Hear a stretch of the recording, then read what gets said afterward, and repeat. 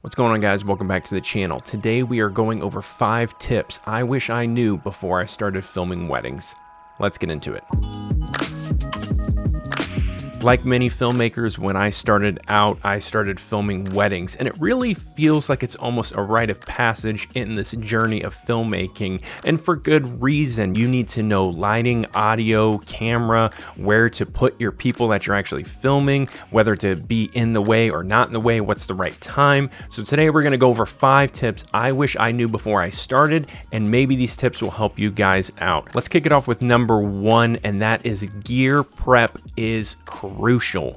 When it's wedding day and you open your case up, the last thing you want to see is gear missing. I personally like to make a note tab on my phone. I'll put it by camera, lighting, audio, other, so you don't forget a tripod. Don't forget a tripod plate. This has happened to me before where I opened the gimbal case and the quick release plate was not in the bag. Luckily, it was somewhere else in another camera case, so it didn't get put back in the exact same spot. However, if I would have gear prepped just a little bit earlier at home or at my office before I left, I would have found that and not been having a heart attack on the day of the wedding. I mean, it was just a little heart attack, but nonetheless, took a couple years off. This leads us perfectly into tip number 2, and that is stop falling back on your gimbal. Stop relying on this thing. Now, this could come down to style and the way that you like your films to come out. I personally think the gimbal is overused. I'm not saying go out and throw away your gimbal, but I am saying you should think these shots through and think the edit through as you're filming this. That way, when you go to use the gimbal, it's just gonna be way more epic. Using your environment or your couple, whether they're walking, running, leading into this epic moment, that is the time that the gimbal really shines. Otherwise, I personally find it a little bit more intimate when it's handheld a little bit up close or even a wider shot and just kind of that just barely handheld movement.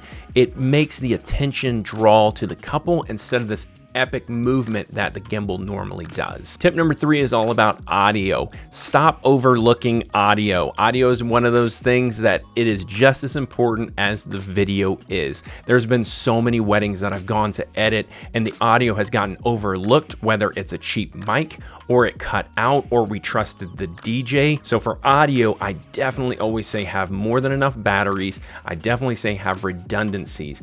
I personally like to mic the minister. I like to mic the groom, and I like to run a field recorder into the audio mix from the DJ for redundancy. Now that's just for the ceremony. When we're talking the reception, I again like to have something on the person giving the toast, whether it's mic'd on them or it's taped to the mic itself. Plus, I like to go into the house mix. That way, if the DJ's mix drops, you have a backup that's on that microphone. So you're pretty much covered across the board. And then there is music, and no wedding film is solid and complete without good music. That brings us to our sponsor of today's video, and that is Artlist. I have been using Artlist for over a year now, and I have always been impressed by the quality and the library of music they have. And when we're talking about wedding films, you want high quality music that's going to match the style of your video. I have a link in the description below that will give you 2 extra free months when you guys sign up for Artlist.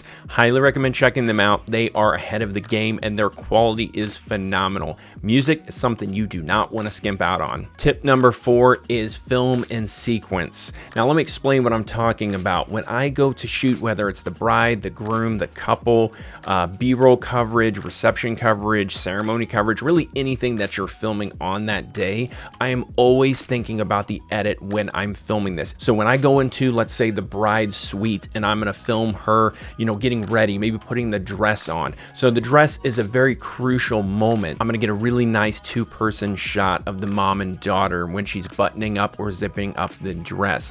Then I'm gonna quickly flip over to where I'm filming maybe the mom's face and I'm gonna show her smiling, looking at the daughter. I'll probably even say, oh, look back at mom, give her a smile, something to kind of encourage them along the way. You can't really be shy, especially in wedding filmmaking. And then I'm gonna get a real nice close-up of the buttons or the zipper going up. That way, if that is the only shots I could get of the dress being put on, which I pray to God it's not, it would still piece together as a story. I would definitely film more than 3, but I always think in my brain, if I could only get 3 shots of this and I need to tell a story in just these 3 shots, this is how I would do it. And my last tip, number 5, is become friends with the photographer. First thing I do when I show up to the venue early is I like to find the photographer, introduce myself, say I'm excited to work with them, get to know them a little bit, and it sets a really good tone for the rest of the day. It really helps if you come in there with the attitude of they're doing a job too, they're hired just the same.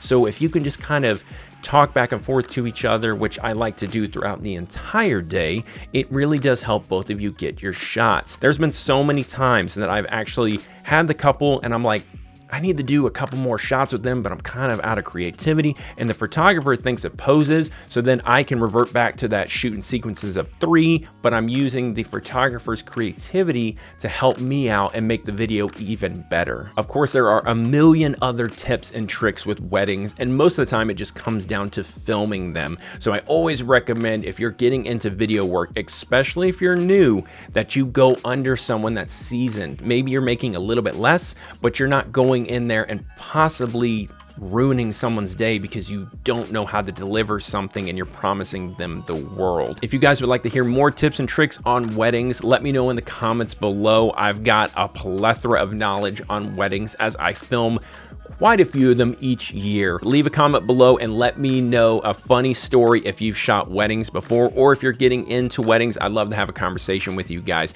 Make sure you check out that link in the description below for Artlist to get those 2 extra free months if you are in the lookout for some new music. You guys are amazing. I'm the Iron Giant. I'll see you next time. Peace.